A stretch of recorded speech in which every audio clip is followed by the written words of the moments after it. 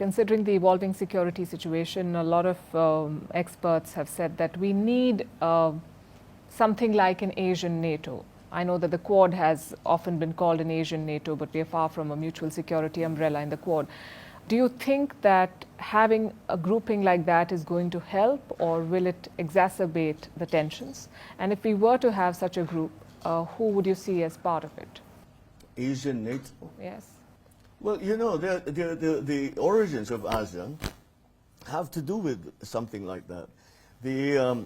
After the establishment of NATO in Europe, there was an attempt by the Americans to establish Seattle. It existed for a while, Southeast Asian Treaty Organization, very, very similar to NATO. But most of the leaders in Southeast Asia thought that they could do a better job by themselves. Led by, I remember very well because I was still in school, but I remember the discussion, led by my father and then Prime Minister Lee Kuan Yew. And then slowly Malaysia came to join, other countries came to join, and that's how ASEAN was born. ASEAN was born in the Singapore, I remember. So this is for us. That serves that purpose.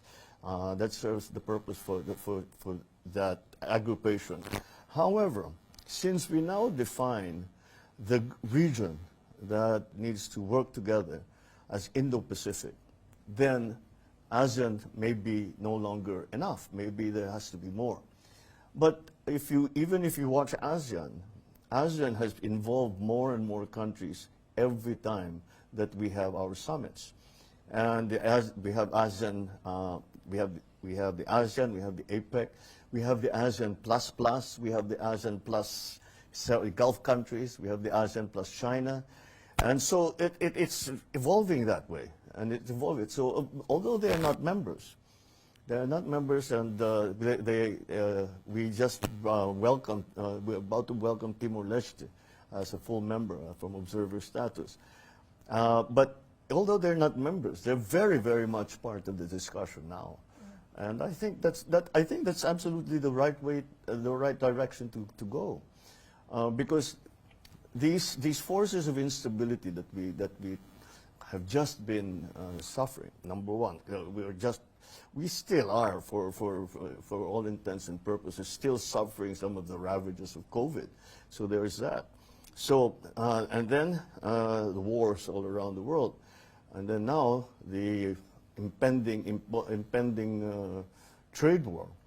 These are all global instabilities. These are all hugely global forces, and therefore needs a global solution, which cannot again be provided by one country or even a small group of countries. It has to be brought, that stability can only be defended by a coalition, again, of states, of like-minded communities that are working together to maintain the peace.